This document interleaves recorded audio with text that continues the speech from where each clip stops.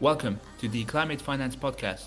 My name is Jonas, and this podcast aims to mainstream climate finance by interviewing high-level investors, researchers, and policymakers who have made significant contributions to the climate finance space. Please note that this podcast is for informational purposes only and should not be considered as investment advice. Enjoy the episode. Good morning, good afternoon, good evening, everyone. Welcome back to the Climate Finance Podcast. Today's guest is Alicia Seiger. Alicia Seiger is the Managing Director of the Stanford University's Sustainable Finance Initiative at Precourt Institute of Energy, located in the Stanford Doerr School of Sustainability. Alicia Seiger is a board member of Ceres and Prime Coalition.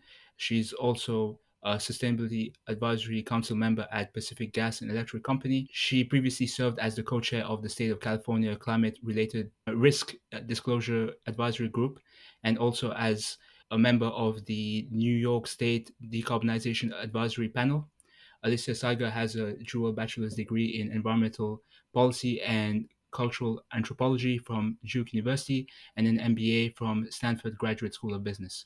So welcome, Alicia. How's it going in California? Well, thank you, Jonas. It's a nice welcome. Really delighted to be here. And it is a beautiful day here in California. Awesome. So I was doing a lot of research about you before this interview, and I found, let's say, your educational background to be quite interesting. You did a bachelor's combining two subjects that are not very common, let's say, in the climate tech space or climate finance space at Duke University, and then you went and did an MBA. So could you tell us more about your educational background and how it may have given you an advantage, let's say, throughout the clean tech era and later on in your career? Sure. So I did a program at Duke called Program 2, where you could design your own curriculum. So sort of the entrepreneur in me emerging as a freshman, sophomore in college and looking at the menu of majors and not finding me reflected.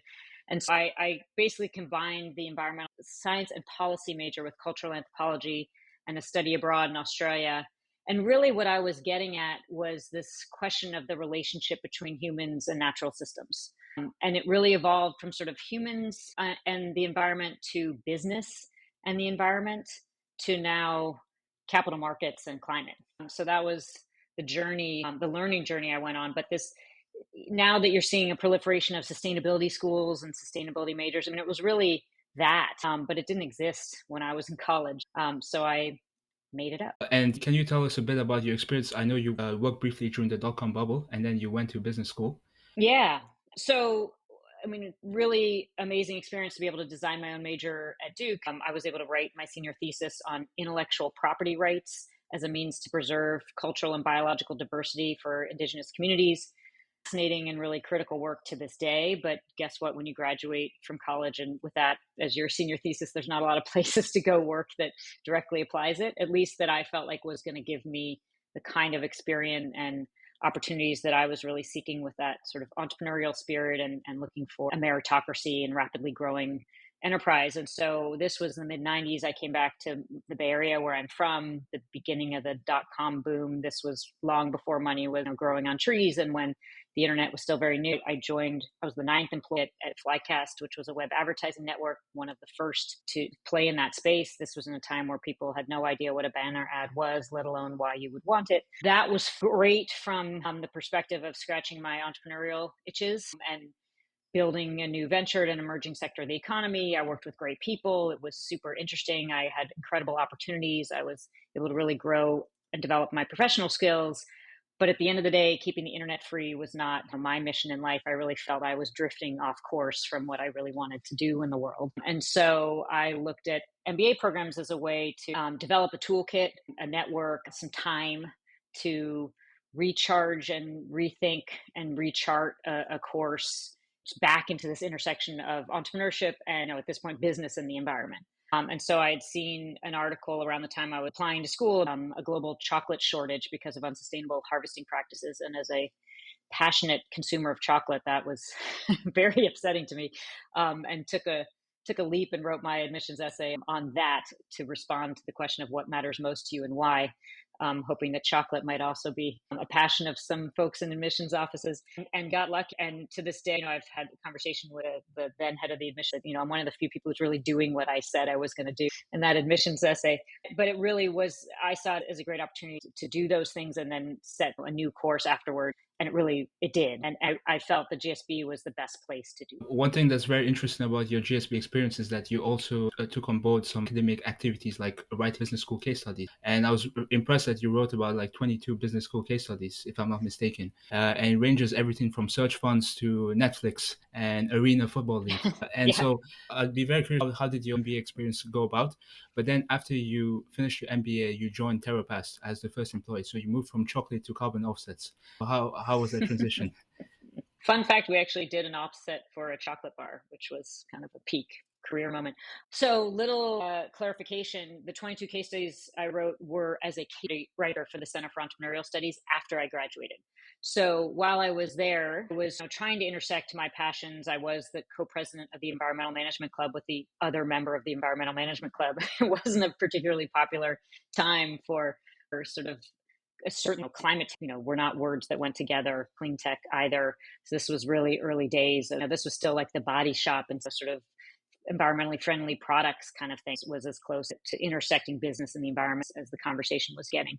And that was in part then why I stayed to write case studies, because as I looked out on the landscape, all my friends, classmates were going off back into these .com companies, doing web advertising again. And I was just not interested in that. I mean, I would have made a lot of money had I done that, but that wasn't my purpose. And so I thought about actually med tech and biotech as a way to sort of have that business and impact intersection, but it wasn't in my DNA. I didn't fit in those groups. And so I then saw this opportunity to write case study. It's an experiential MBA. I mean, one of the greatest experiences you can have at a business school, in the sense that I got to work with the most wonderful mentor who teach entrepreneurship at the GSB, got to work with these incredible management team and investors to understand their journeys and learn from them and write. And actually, I enjoy writing. And among MBAs, I'm a writer. Among writers, I'm an MBA. But it was fun to flex that muscle a little bit too. I learned a lot. And then still actually coming out of the case writing experience, I took one more detour, went back and joined the management team that I had been with at Flycast at a company called wine.com, which was fun, but it's still not the opportunity I was looking for. And then I saw this job description, thanks to a friend I have coffee with who's still a colleague in this space, for TerraPass, which at the time it was a class project at Wharton, and the founder had moved out to California to be with his girlfriend, who, funny enough, was a childhood friend of mine. I was her understudy in Alice in Wonderland. She was the Dormouse, and I was the Three of Clubs. So we went way back, and I had a good cover letter to write to pitch my candidacy for this first employee role, and the rest is history, as they say. What's interesting, when I was looking through all the case studies, I found that there was a case study about you published in 2009.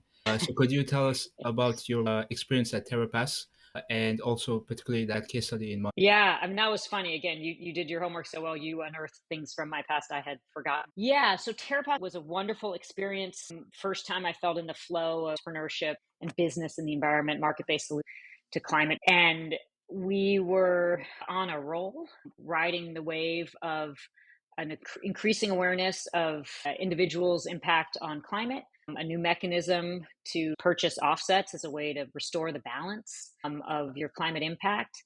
This was around the Inconvenient Truth time, Al Gore winning an Oscar. Then a couple things happened. I mean, Al Gore winning an Oscar kind of politicized carbon offsets in ways that were challenging. There was macroeconomic disruptions that sort of limited discretionary spending. But probably the greatest challenge and the subject of that case was a really harsh critique of one of our projects in a Business Week article. And it was, I will never forget that moment when the story came out, and that feeling of just deep pain and despair that here was the, it's hard when you're building an early stage venture, it is who you are. It's not even just a child, it is you. And so I was out as the VP of business development, selling this opportunity and really pitching this to not only, I wasn't as focused on the direct to consumer channels, I was building partnerships with businesses, as I said, the chocolate company, but also with Sam's Club and Enterprise Rental Car and Expedia. And here was this just biting attack on what we were doing. And that story of carbon markets being to Catholic Church indulgences has been around. We see it today too. And we can talk more, how I've evolved in my thinking about carbon markets. But the subject of that case was a crisis management, reputation saving, and learning through that experience to pivot into a new phase of even greater quality and rigor to our offset project. So I don't need to get into the details. I would still defend what we did, but it doesn't matter. I mean, that's sort of the point. Like when you're in an industry or selling product that are under a microscope, you can't control the narrative, especially as a small startup. And so that was a real learning experience. And I will say, just as a former case writer, one aspires to then show up one day as the protagonist in the cape. And we got to do that, which was fun. It was still a harsh chapter to be digging back into and recalling, but it was fun to be able to come back and do that. So after TerraPass, you founded your own firm called Climate Strategy Partners. And what's interesting is that at TerraPass, you're focused more on the B2B business, if I'm not mistaken. But at CSP, you had a lot of engagement, let's say, philanthropic actors with, for example, Rockefeller and the Schmidt Family Foundations. Yeah. So there are two ways to spin that. One is I founded my own firm and developed these new partnerships with philanthropy and NGOs, which is true. Another way for the women in the audience to describe that is that was my through line between having 2 kids and going back into the rapid fire. I had 2 startups at home. I didn't need another one sort of professionally. But it was a great chapter. That was sort of the evolution from the intersection of business and climate or sustainability to capital and climate. Because I started to track through my roles in philanthropy, the disconnect between the grant making side and the principal assets or the endowment. The sort of strategic philanthropy started to become somewhere between an oxymoron and a grand challenge. When it came to climate, it was in the wake of the failure of Waxman-Markey, where everyone had been putting their money into policy and then trying to figure out what do we do now.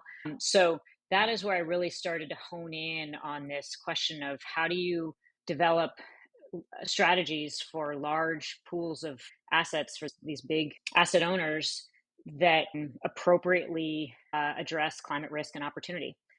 That then charted my course for the next decade or more. And when you entered the CSP in 2013, you joined back Stanford. Yeah. And you joined as the managing director of the Steyer-Taylor Center for Energy Policy and Finance. And I saw that you created a course or a workshop called Investing in a New Climate.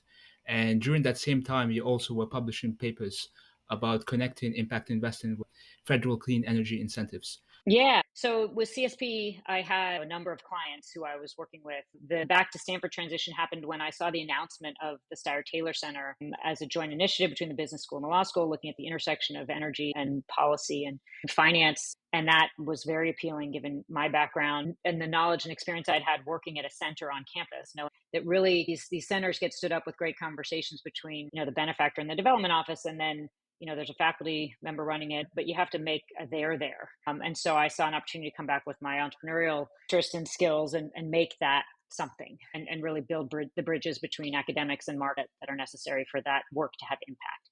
So I started as a consultant through Climate Strategy Partners and then joined full time.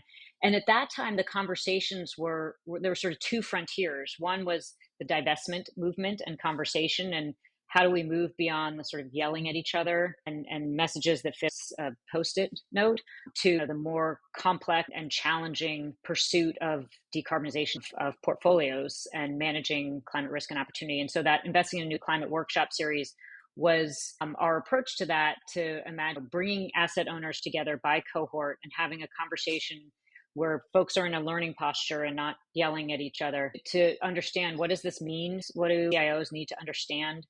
What are the questions you should be asking? What are the data sources, tools, and frameworks for measuring and managing climate risk and opportunity in investment portfolios?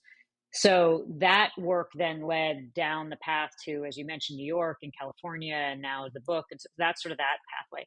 There was another pathway or portfolio that I was managing, which is the other piece you referenced around the early stage climate tech innovation ecosystem and the dearth of funding, particularly at that time, for those necessary opportunities.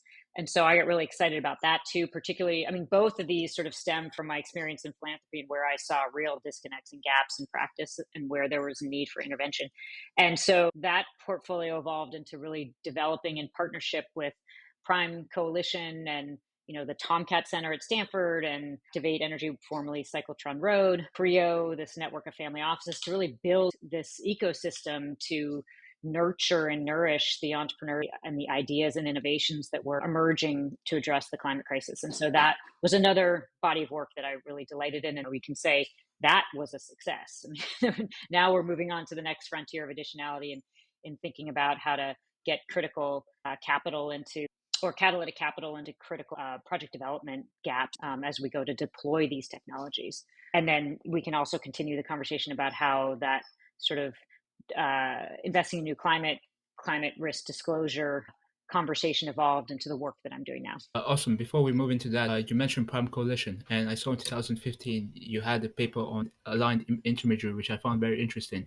So could you talk about the transition from AI, as it can be called, let's say Prime Coalition, and also recently I read that Prime, which with Azola was able to raise $239 million fund. So that's really impressive. Yeah. And you're a board member of Prime. Yeah. Shout out to Azola and Prime. It is hugely impressive. When I first met Sarah Carney and she and Matthew Norden came to campus to have this conversation about building this catalytic capital fund that blended philanthropy and finance first investors to seed and steer these critical climate solutions. And the math at the punchline was a $250 million blended capital VC fund. And we were like, okay, that would be amazing. That's not going to happen like now in 2013, but here we are in 2023 and they did the hard work and built the model, deal by deal syndicate and then an impact fund to now a full-fledged vehicle. So that is a really exciting story. Back to the aligned intermediary or AI. Yeah, we were early on AI. That was a really exciting moment in recognition of this vision or hope that I had around the Steyer-Taylor Center being a bridge between academics and markets. Because when you think about it, what we did there was we wrote a paper. And we being myself, Ashby Monk, who's at Stanford running the Long-Term Investing Center, and Sarah Carnum from Prime, imagined this vehicle, which was never meant to be perpetually called the aligned intermediary. It was just imagining an aligned intermediary, but it took off so fast, the name stuck. We didn't have time to change it. But to envision this entity that would serve as sort of an outsourced in-house deal team for these large asset owners that just didn't have the alignment in their current pool of intermediaries to gain access to these climate tech innovation and to the climate infrastructure that they wanted to own and to have as part of their portfolio, but just didn't have the right tools in their toolkit. But the magic there was we turned this blueprint, this paper that was a blueprint, into reality through our networks and socializing these ideas, raising money from philanthropy to then, with Prime as a fiscal sponsor, house this project, hired a CEO who was the former head of the loan program office at the Department of Energy, and get off to the races and actually building this thing and making it real. And this also speaks to the importance of having support in the federal government. This was a time where actually Biden as VP was a champion of this and hosted a climate finance summit in the lead up to Paris, where they were trying to get points on the board to show interest in action among the private sector. And so we were able to take the blueprint plus the CEO and the money from philanthropy to then ring fence $1 billion in commitments of if you build this, we will come. And that then was a point on the board for this summit and leading into Paris, and just showed what's possible when you have that kind of entrepreneurial spirit and use the knowledge and networks to translate ideas into impact. That's a really impressive story, and I like how these ideas evolved and eventually became successful over time. 1 year after Prime Coalition was founded in 2017, you joined Stanford Law School as a lecturer, but you also co-founded the Sustainable Finance Initiative at Precourt Institute. And I was reading the founding document, Changing the Climate of Capital. So could you talk about the founding of the Institute and how have the research focuses evolved over time? Sure. Well, I'll take the lecture piece first. I mean, as you can tell from my life story, I'm an entrepreneur, I'm a doer, I'm not a lecturer. So I never thought I would be teaching, but I was on my soapbox for so long and so loudly about the lack of curriculum for particularly at the business school or for 21st century leaders to understand climate risk and opportunity. And so I was agitating to get these courses on the roster, not for me to teach, but just they should happen and who should do it and developing syllabus and that sort of thing. Then was the law school graciously gave me the opportunity to co-create a course with a tenured faculty member and my faculty director for both Steyer-Taylor and SFI, Tom Heller, who's a wonderful longtime legend and leader in the climate space. And then after the first year, he's emeritus. He said, "This is great. You're on your own." He went back to not having a regular teaching load. And then I invited Kate Gordon, who's a wonderful, brilliant colleague, to come in, who has the policy chops, also helpfully has a law degree, which gave me more comfort being at the law school teaching when I'd never taken a law school class.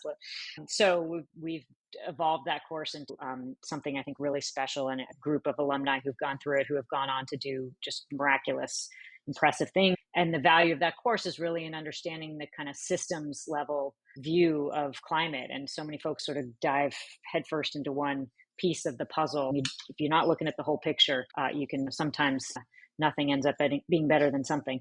That's the teaching story. The SFI story, I mean, is really one of how universities work and relationships and funding. So, Steyer-Taylor and the Sustainable Finance Initiative we are mostly the same people, mostly the same research agenda, but the magic there is that we cover the now Doerr School. We were part of the Energy Institute into the School of Sustainability, but also business and law. So we have this great platform to access resources across these different schools, and most importantly, to engage students across all these different schools.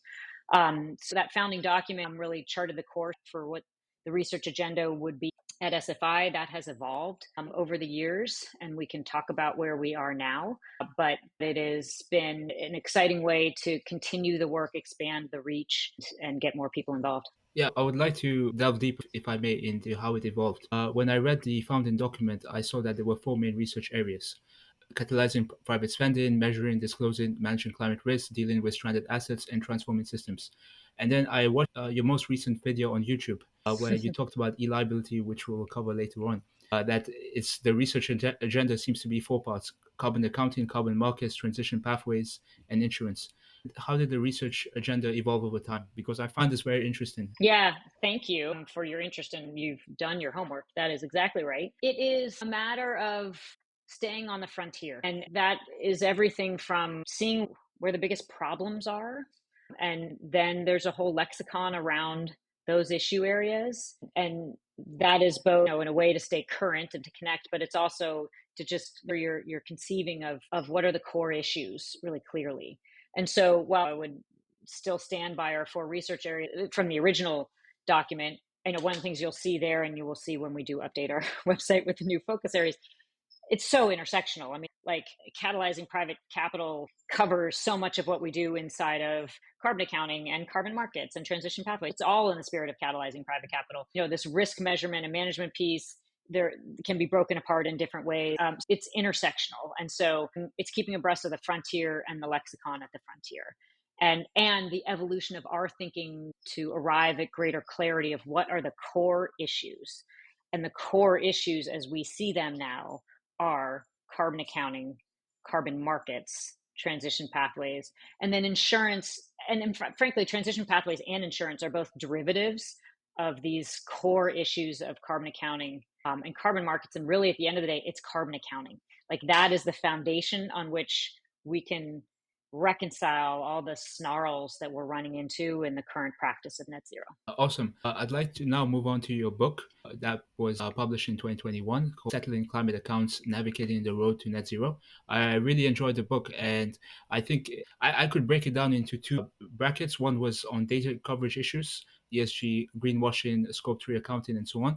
But then there's also different forms of, let's say, blended finance, whether that's geographically speaking in Korea and the US or different financial tools. So could you talk more about how did you and Thomas Heller decide to edit/publish this book?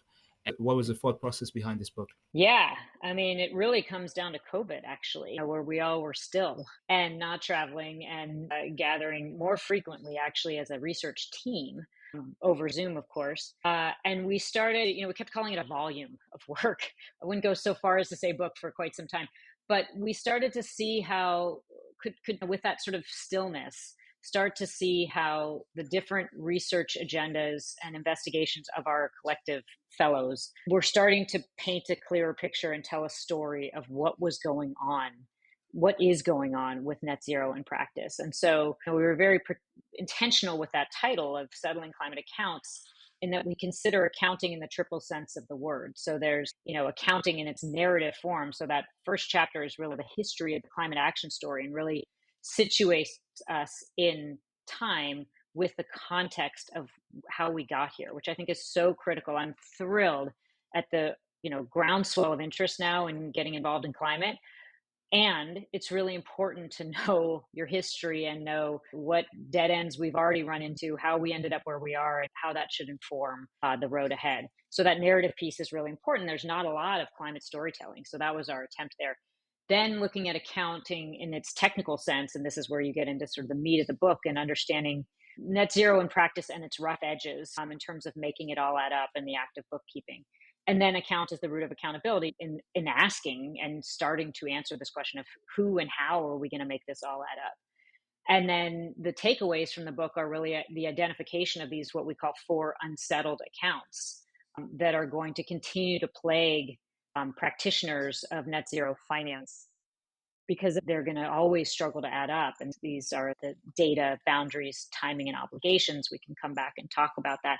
But we wanted to get this book out before Glasgow to just help inform leaders and practitioners of net zero about what this picture looks like when you step out of the trenches and you put it in context and you have the opportunity to stop and think, which of course most people don't have the opportunity to do. And that is an imperative for those of us with the benefit of sitting in academia, where we can look at the big picture, we can see things for what they really are.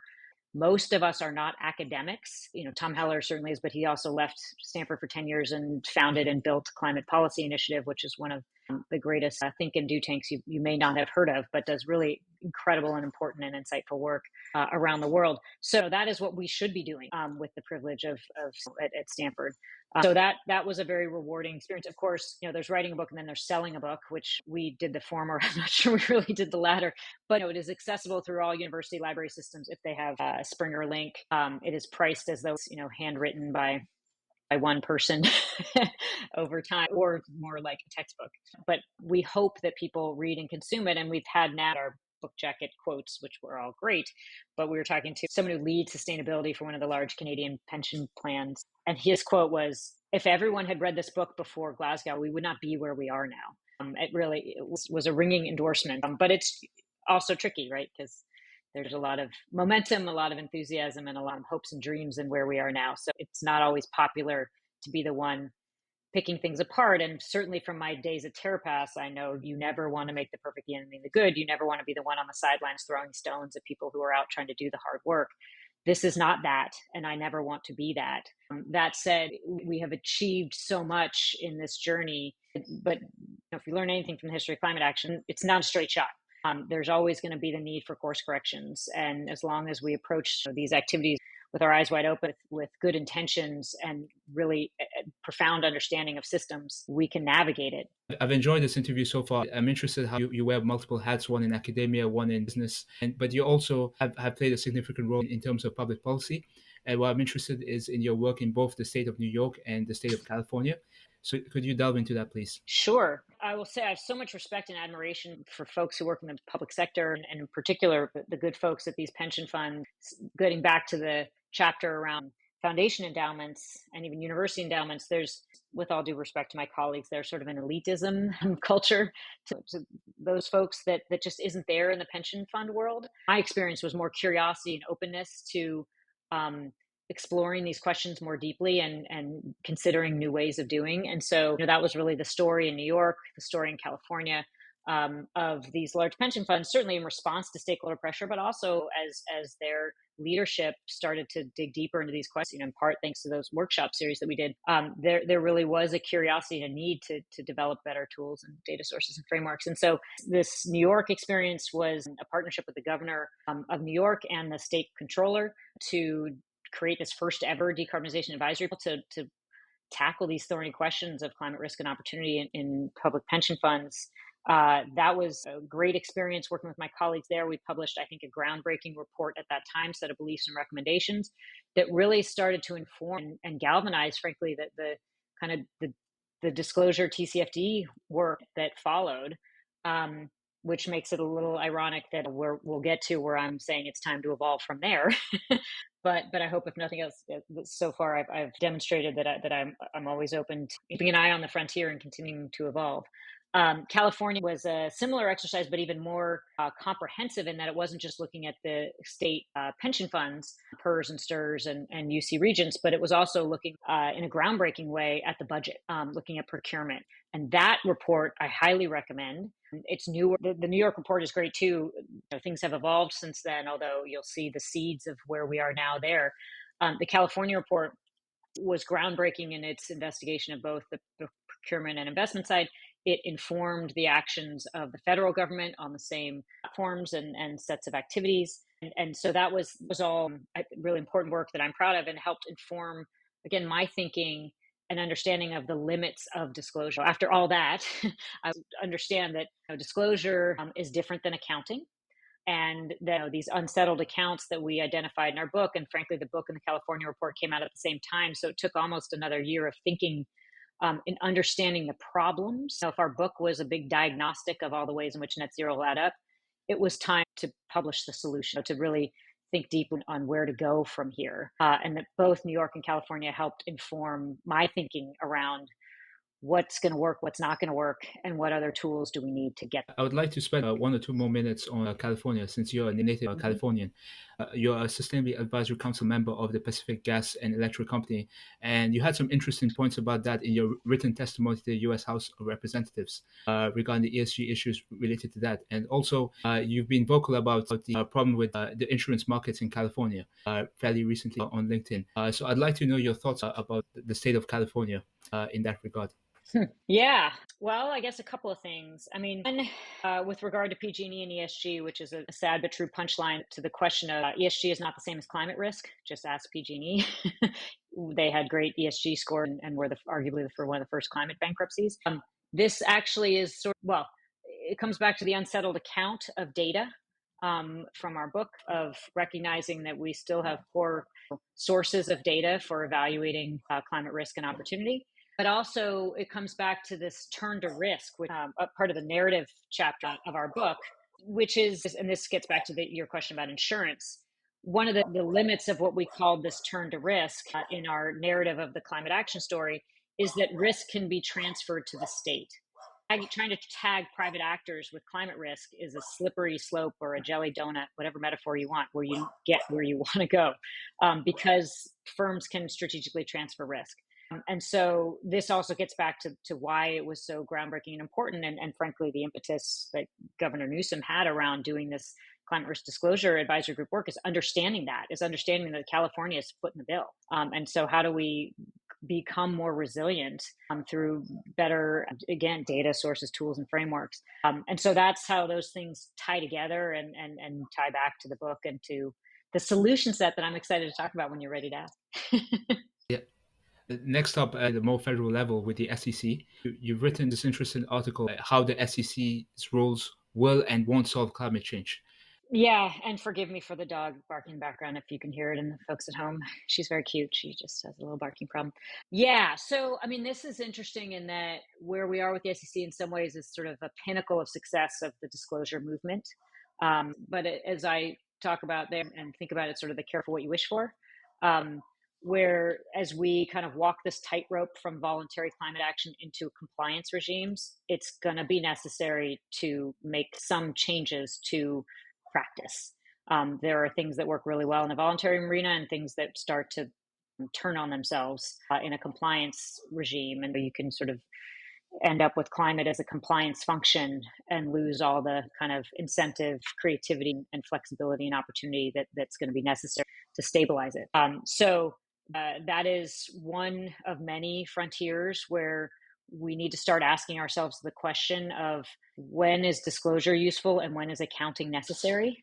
And I think there's room for both. Like all things climate, it's yes and, but there is a risk of too much going in the kitchen sink where you start to, again, shove climate into a compliance function, or you just siphon off so many resources of time and effort and attention into this mass confessional of data and drifting those resources away from real emissions reductions in the real economy and moving from billions to trillion in investment in climate solutions. Next up, I want to move on into a topic that you're very passionate about regarding carbon accounting, emissions liability management. There's a really good video on YouTube that was published very recently of you giving a lecture on E-Liability management, and you recently became an advisory board member of the E-Liability Institute. So could you tell us more about the E-Liability concept and what should we pay attention to? Great. I'd love to. Thank you for asking.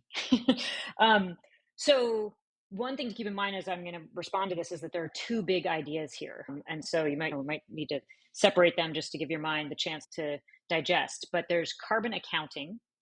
And again, that is distinct from disclosure or counting carbon. So we'll talk about that. And that is a methodology. And then there's emissions liability management, or ELM, which is a framework. If back to our unsettled accounts, E-Liability accounting solves the data and boundaries accounts. ELM solves the timing and obligations, and taken together, you've got a really robust and exciting climate solution. So let's start with carbon accounting. And it's so funny to me that I'm like the carbon accounting enthusiast. I still remember second or third day of business school sitting in accounting class, me as the startup entrepreneur with one of my now dear friends who turned to me and said, "I'm so glad we decided to take Mandarin." That's sort of what it sounded like to me at the time. But here I am as a carbon accounting enthusiast. The carbon accounting piece is to recognize that the tool that we have right now to develop emissions inventories, the GHG protocol, which 95% of respondents and reporters within the TCFD framework and beyond are using to count up their emissions, was not built for accounting. It was built as a proxy for risk management in anticipation of a global carbon price. It has use as a managerial tool to anticipate how carbon impacts supply chains, where hotspots might be. It's a great tool for advocates to tag firms that have been lagging or otherwise obscuring progress on climate change with a bunch of emissions. It has its uses. But as we, again, traverse this tightrope and we're into compliance, and frankly, as we get the climate clock ticks down, we got to start getting real and actual and count everything and only once. And that then moves you into the realm of accounting. And there's really good news. We know how to do accounting. It's been around for hundreds of years. Activity-based accounting's been around for 70 years. Like, this stuff is not new, actually. It's quite old, which is good because then we know it works and we know how to do it and there's systems in place to do it. And so this accounting method that we like in particular, which accomplishes the goals that an accounting system would need to accomplish, is what's called E-Liability accounting. And that was a methodology developed by Bob Kaplan at Harvard Business School and Karthik Ramana at Oxford. They published a few pieces in HBR. Their first article won the Idea of the Year award from HBR and McKinsey. This gets to the Institute now. There is now an E-Liability Institute founded by those two gentlemen, and I am now serving on the advisory board. I'll come back to E-Liability accounting is just simply cost accounting for carbon, or activity-based accounting for carbon, where you are counting emissions, actual emissions, as they move through a supply chain. It looks a lot like, in the parlance of the protocol, upstream scope 1, 2, and 3. It's just that you're counting everything and only once. And just like you would hand down invoices through a supply chain with cost information on them for goods and services, you would be passing down the emissions information for goods and services. It's elegant and known. That the Institute is now piloting with many large corporations this accounting methodology. And if I had my crystal ball out, I would tell you that within 3 years, emissions inventories will look like E-Liability ledgers. It just makes more sense. It's easier, and it's useful information. It addresses this data problem of noise and greenwashing and or infinite counting. Those earnest practitioners of net zero who have tried to furnish emissions inventories and pulling their hair out over their scope 3 upstream, or clawing 12, 20 deep in their supply chain trying to get this information out, see this and there's hallelujah, like, this makes sense. I can do this. I have systems in place. There are already companies like S&P and E&Y that are developed that have the technology through green tokens to actually transfer this data from the first mile supply chain all the way through. So that's exciting. That's carbon accounting. It also solves data in that it's actual emissions passed upstream. It's auditable. It solves boundaries in that it doesn't have this confounding scope 3 issue. You're just counting emissions as they move. Your scope 2 is just your utilities. Scope 1 that's being passed down to you with your electricity bill and your emissions. And again, your upstream supply chain, your scope 3. But we've still got this timing problem. We've got the obligations problem. So the timing problem is embodied in the offset market, and they operate on a flow concept where you're just netting flows in any given year. But climate change and carbon is a stock problem. Emissions don't just go away in year one; they persist for 500 to 1,000 years, depending on your gas. That has been unattended. And the other unattended or unsettled is what we call obligations. And so even if you have perfect data, get your boundaries lined up, and you solve the timing problem, it's still very unclear what climate actors are supposed to do with all of that. we have these targets and these pathways that are built on science, which is critical, and morality, also critical.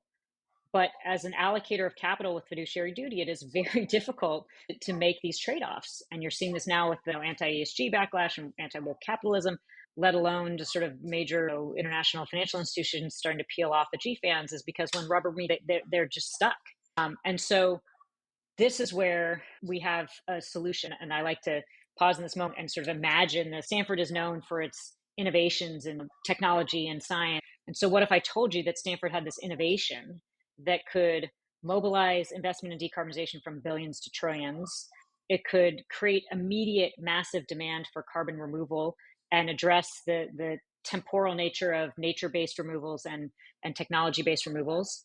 It could fix carbon markets.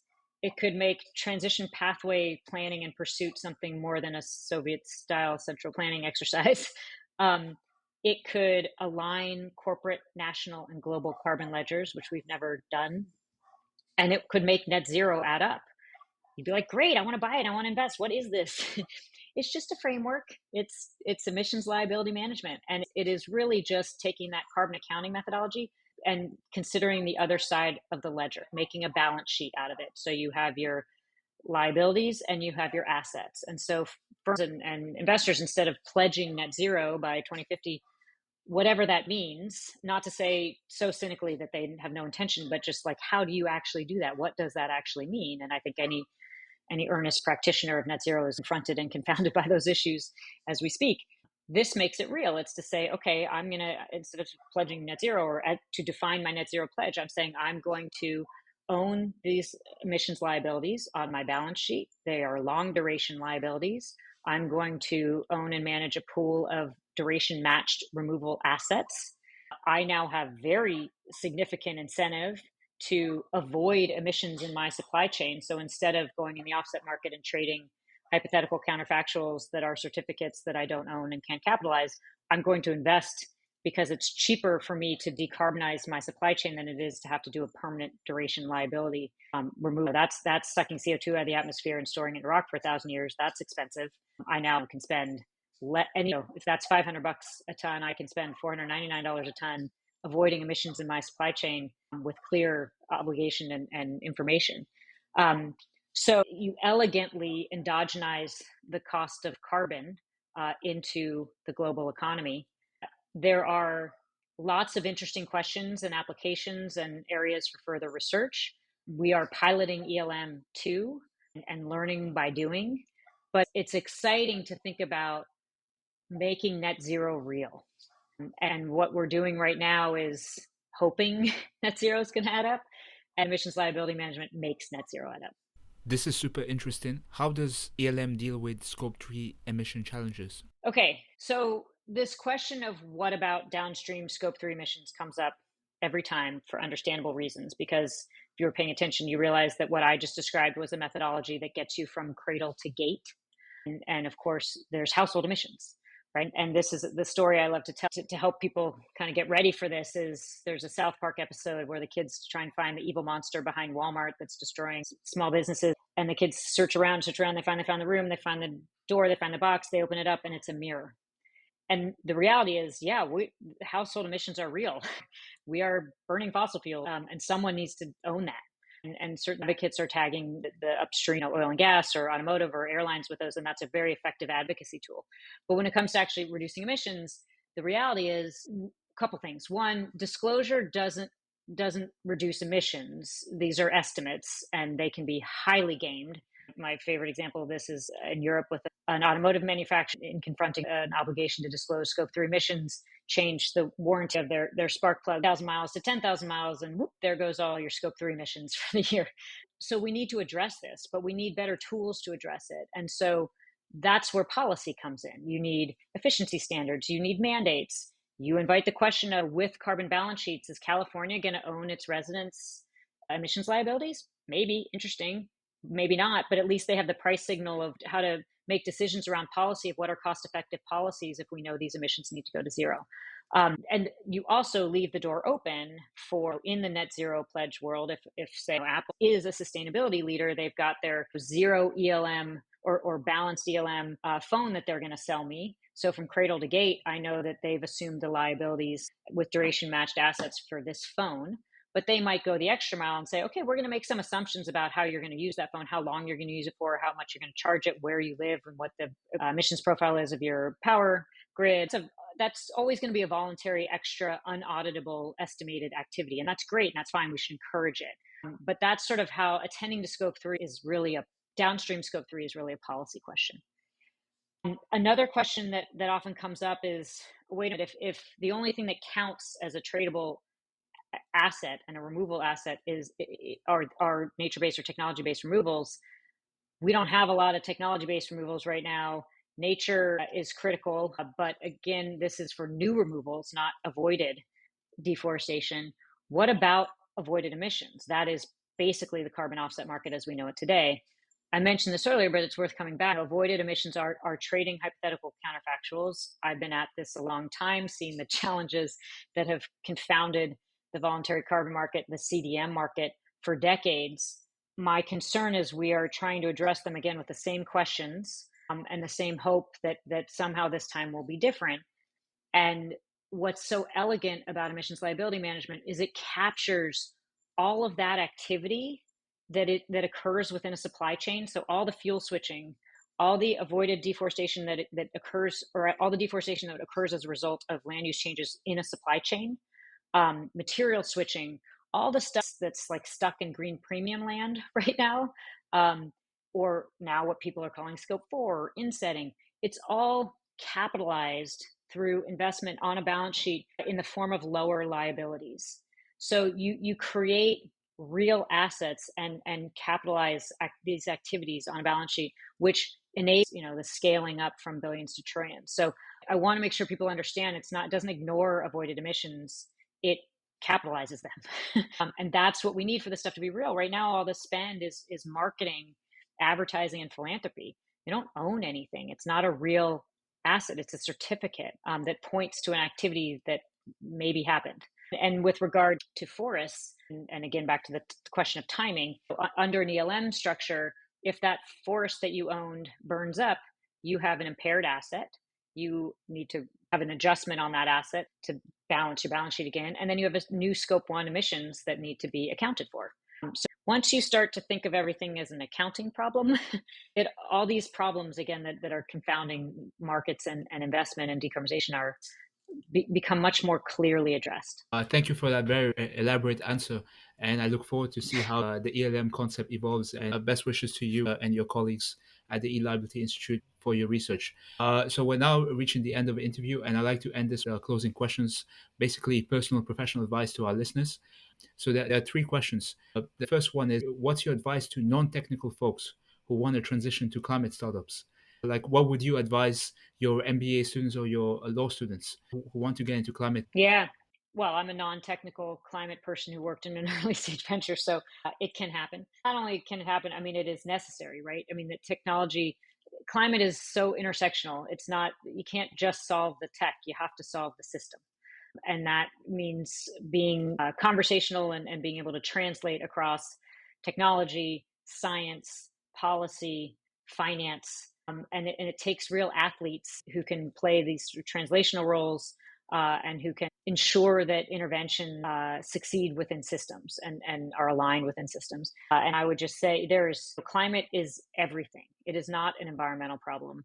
It is not a technology problem. It is everything. And so whatever it is that you are interested in doing, whatever your skills are, there's a U-sized hole in the climate opportunity set. And as long as you're pursuing something where you are good at it, you like it, and you're with great people, like you're doing it right. Awesome. The last 2 questions, if I can club them together, is what's your advice to future academics, researchers, and people that want to engage in policy? What would you tell yourself before you had engaged in all these initiatives? I think empathy and understanding is so critical. Like these are, again, back to the sort of intersectional nature and being able to translate. I mean, I just am in awe of the public servants I've interacted with, and have so much respect for their pain tolerance, frankly, for being willing to do the work to get ideas implemented.